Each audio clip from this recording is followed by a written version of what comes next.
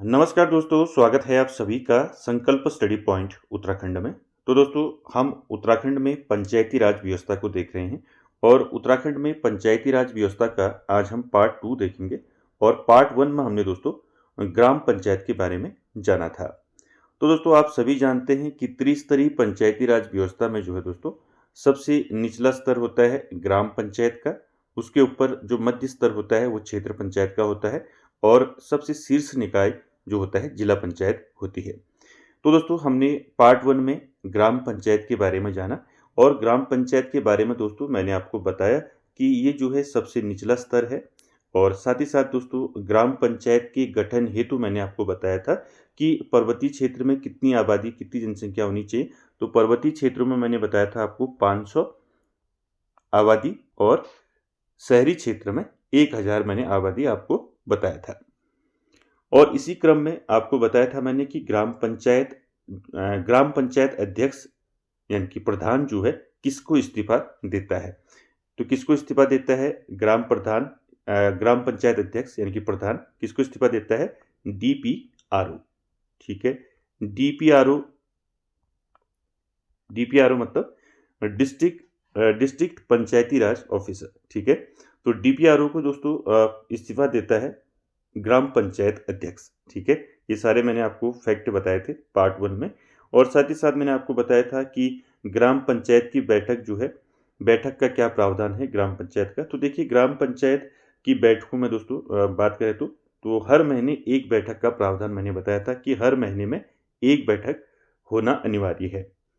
और साथ ही साथ मैंने बताया था ग्राम पंचायत का सचिव कौन होता है। तो ग्राम पंचायत का सचिव मैंने बताया था आपको वीडीओ होता है। ठीक है, वीडीओ यानी कि विलेज डेवलपमेंट ऑफिसर। ठीक है, वीडीओ जो है सचिव होता है ग्राम पंचायत का। साथ ही साथ मैंने आपको बताया था सबसे ज़्यादा ग्राम पंचायतें कहाँ हैं। तो सबसे ज़्यादा ग्राम पंचायतें कहाँ हैं? पौड़ी में है। ठीक है, और सबसे कम कहाँ बताया था? सबसे कम जो है ग्राम पंचायतें हरिद्वार में है। ठीक है, सबसे ज़्यादा पौड़ी में और सबसे कम हरिद्वार में। तो दोस्तों, ये सारे फैक्ट मैंने आपको पार्ट 1 में बताए थे, ग्राम पंचायत के बारे में बताया था जिसमें। तो दोस्तों, इन फैक्ट को आप याद रखेंगे। और आज हम चलेंगे दोस्तों, मध्य स्तर देखेंगे आज क्षेत्र पंचायत का। ठीक है, जिसने पार्ट 1 नहीं देखा है वो प्लेलिस्ट में जाके पहले पार्ट 1 को देखिए और उसके बाद जो है दोस्तों आप पार्ट 2 को देखिए।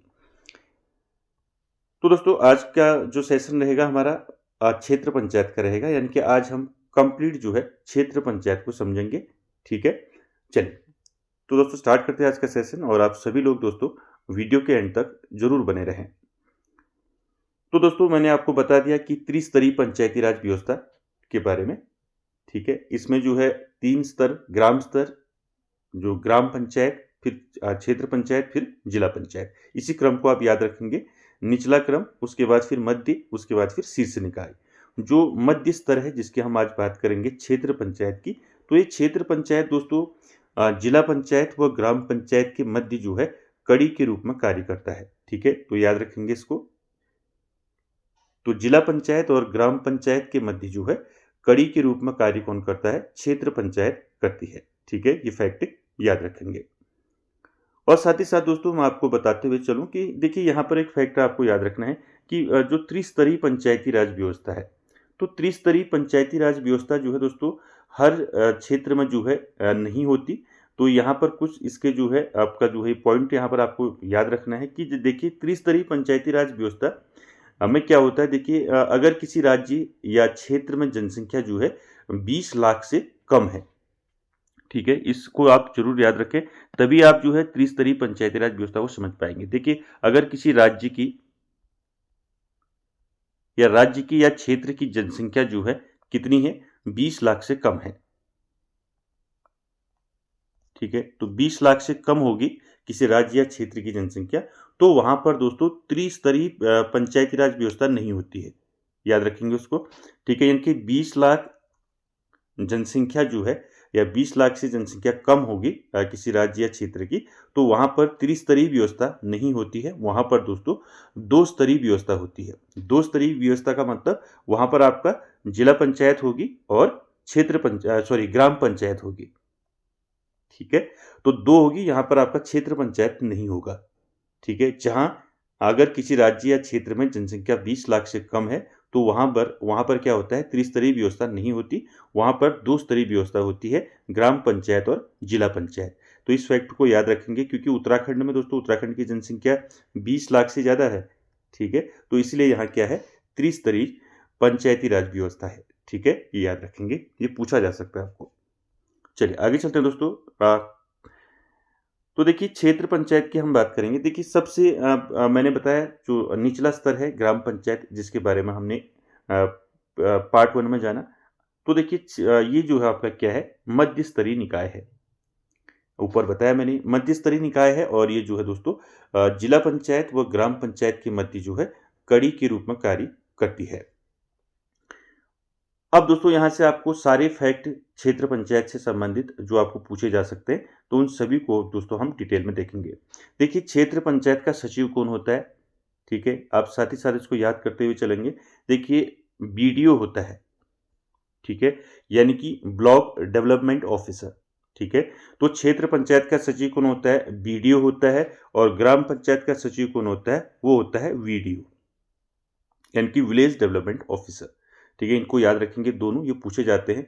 ग्राम पंचायत का सचिव कौन होता है और क्षेत्र पंचायत का सचिव कौन होता है, ठीक है। तो याद रखेंगे क्षेत्र पंचायत का सचिव कौन होता है, बीडीओ होता है, ठीक है, यानी कि ब्लॉक डेवलपमेंट ऑफिसर। इसका कार्य क्या होता है, वही होता है बजट तैयार करना, ठीक है, ये भी आप साथ में याद रखेंगे। उसके बाद देखेंगे दोस्तों क्षेत्र पंचायत का जो ढांचा होता है, इसको आप एक बार समझ लें, ठीक है। जो ढांचा होता है क्षेत्र पंचायत का, ठीक है, इस ढांचे में दोस्तों सबसे पहले हम बात करेंगे क्षेत्र पंचायत सदस्य।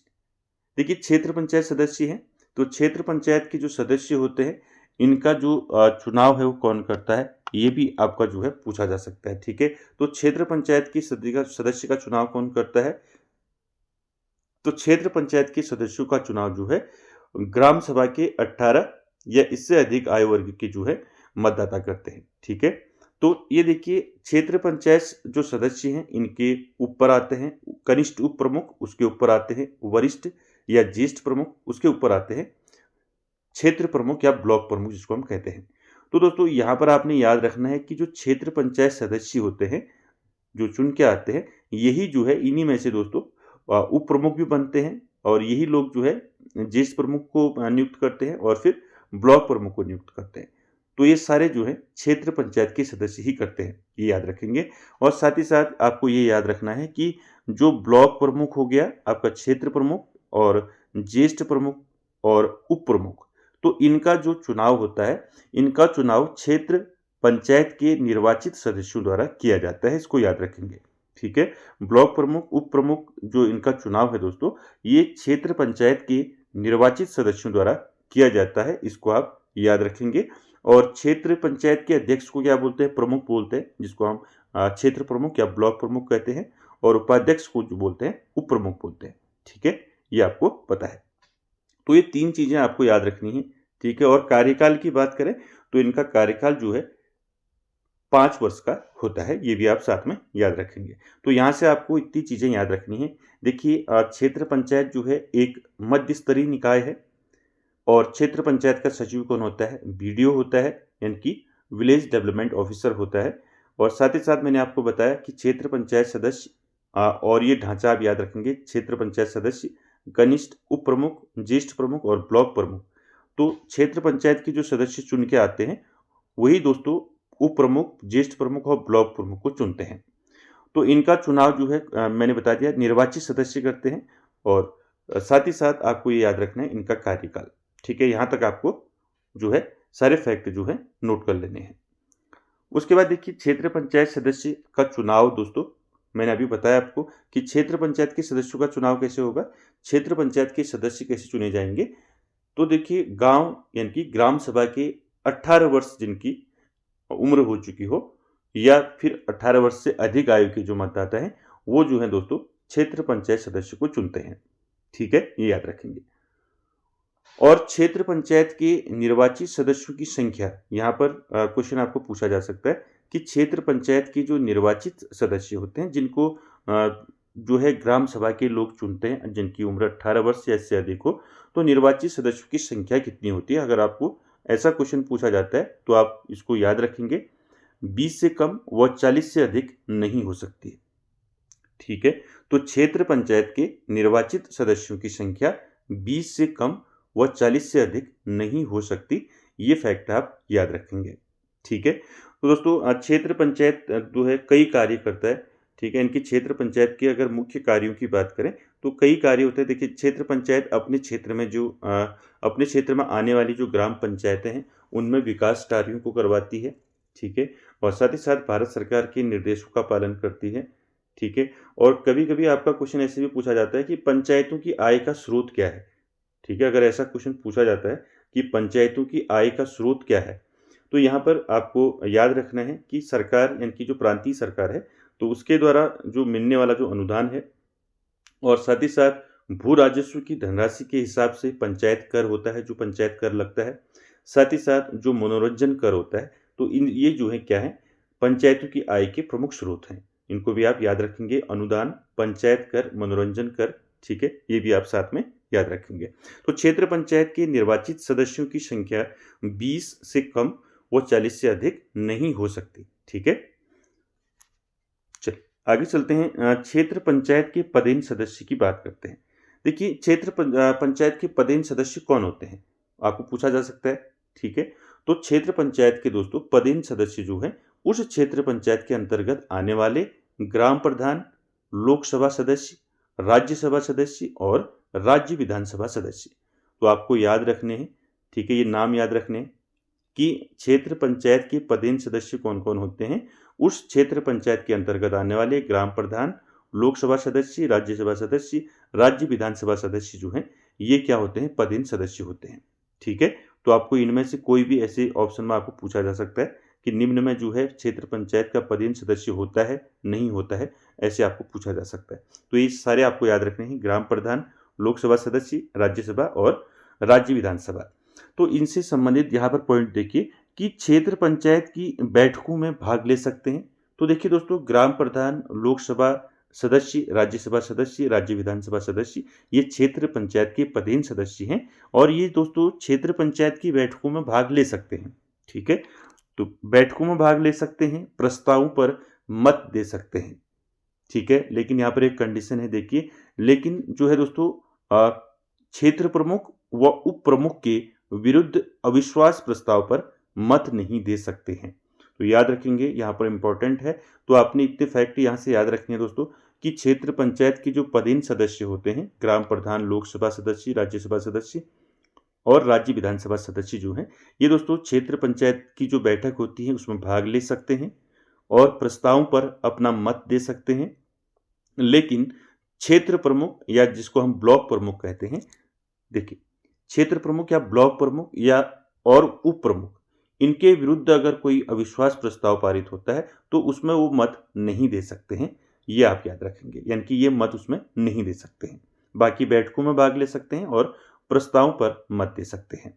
ठीक है, और साथ ही साथ आपको एक चीज याद रखनी है कि जिला पंचायत सदस्य भी दोस्तों, जो जिला पंचायत का सदस्य होता है वो भी दोस्तों क्षेत्र पंचायत की बैठक में विशेष आमंत्रित सदस्य के रूप में भाग ले सकता है, परंतु मत नहीं दे सकता। तो ये 3-4 कंडीशन आपको याद रखनी है। ठीक है, कि क्षेत्र पंचायत के जो पदेन सदस्य होते हैं, ग्राम प्रधान, लोकसभा सदस्य, राज्यसभा सदस्य, राज्य विधानसभा सदस्य, ये दोस्तों क्षेत्र पंचायत की बैठकों में भाग ले सकते हैं, प्रस्तावों पर मत दे सकते हैं, लेकिन क्षेत्र प्रमुख व उप प्रमुख के विरुद्ध अविश्वास प्रस्ताव पर मत नहीं दे सकते। और जिला पंचायत सदस्य जो है दोस्तों, ये भी क्षेत्र पंचायत की बैठक में विशेष आमंत्रित सदस्य के रूप में भाग ले सकता है, लेकिन मत नहीं दे सकता। तो ये सारे फैक्टर आपको याद रखने हैं। ठीक है, उसके बाद अगला पॉइंट है, जिला पंचायत सदस्य, प्रमुख, उप प्रमुख अपना इस्तीफा किसको देते हैं। तो आपको कोई भी इसमें पूछा जा सकता है। ठीक है, क्लियर है। देखिए, जिला पंचायत सदस्य और प्रमुख, उप प्रमुख, ये दोस्तों अपना इस्तीफा किसको देते हैं, तो ये आपको याद रखना है। ठीक है,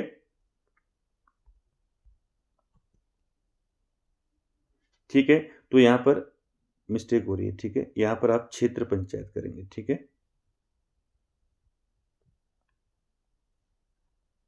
ठीक है, देखिए, क्षेत्र पंचायत सदस्य प्रमुख उप प्रमुख अपना इस्तीफा किसको देते हैं? ये देते हैं डीएम को। तो याद रखेंगे दोस्तों इसको आप। मैंने आपको बताया था कि जो ग्राम पंचायत में जो है बताया था कि ग्राम पंचायत में जो प्रधान होता है वो इस्तीफा किसको देता है? वो देता है डीपीआरओ को। और जिला पंचायत क्षेत्र पंचायत सदस्य प्रमुख और उप प्रमुख ये डीएम को अपना जो है इस्तीफा देते हैं। और अगर धारा पूछी जाती है तो धारा 60 के तहत जो है ये अपना इस्तीफा जो है डीएम को देते हैं, क्षेत्र पंचायत सदस्य प्रमुख और उप प्रमुख।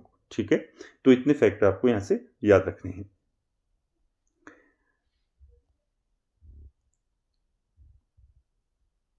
अगला पॉइंट है, देखिए क्षेत्र पंचायत की बैठक, यानी कि क्षेत्र पंचायत की बैठकें जो है यहाँ से भी क्वेश्चन पूछा जाता है। तो साल में 4 बार जो है 4 बैठकें जो है अनिवार्य हैं क्षेत्र पंचायत की।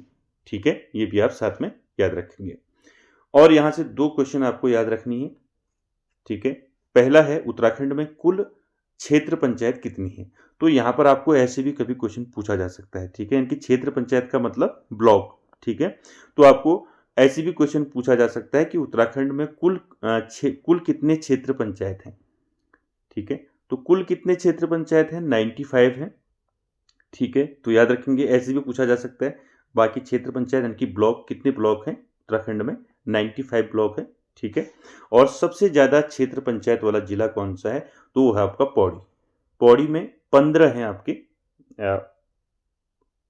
क्षेत्र। ठीक है, तो इसको याद रखेंगे।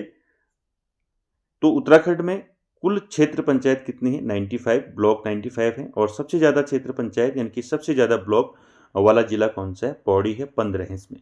ठीक है, तो ये दोनों फैक्टर आपको याद रखने हैं। तो दोस्तों हमने जो है क्षेत्र पंचायत के बारे में जाना। और क्षेत्र पंचायत जो है एक मध्य स्तरीय निकाय है, मैंने आपको बताया। और ये दोस्तों क्षेत्र पंचायत का साथ ही साथ मैंने आपको बताया क्षेत्र पंचायत का सचिव कौन होता है? BDO होता है, यानी कि ब्लॉक डेवलपमेंट ऑफिसर होता है। और साथ ही साथ मैंने बताया कि क्षेत्र पंचायत के निर्वाचित सदस्यों की संख्या कितनी होती है? तो 20 से कम और 40 से अधिक नहीं हो सकती। और साथ ही साथ मैंने आपको क्षेत्र पंचायत के पदेन सदस्य बताए। और साथ ही साथ उसका फिर जो है मैंने आपको क्षेत्र पंचायत सदस्य का चुनाव कैसे होता है, और ब्लॉक प्रमुख का, ज्येष्ठ प्रमुख का और उप प्रमुख का चुनाव किस प्रकार से होता है, यानी कि ब्लॉक प्रमुख, ज्येष्ठ प्रमुख और उप प्रमुख का चुनाव क्षेत्र पंचायत के जो निर्वाचित सदस्य होते हैं वो करते हैं। तो दोस्तों जितने भी इंपॉर्टेंट फैक्ट आपके क्षेत्र पंचायत से बन सकते हैं उन सभी पर दोस्तों हमने चर्चा की। तो दोस्तों आज का सेशन यहीं तक, और अगली क्लास में दोस्तों हम जिला पंचायत के बारे में डिटेल में चर्चा करेंगे। तो दोस्तों आज की क्लास में यहीं तक, और वीडियो को एंड तक देखने के लिए थैंक यू वेरी मच।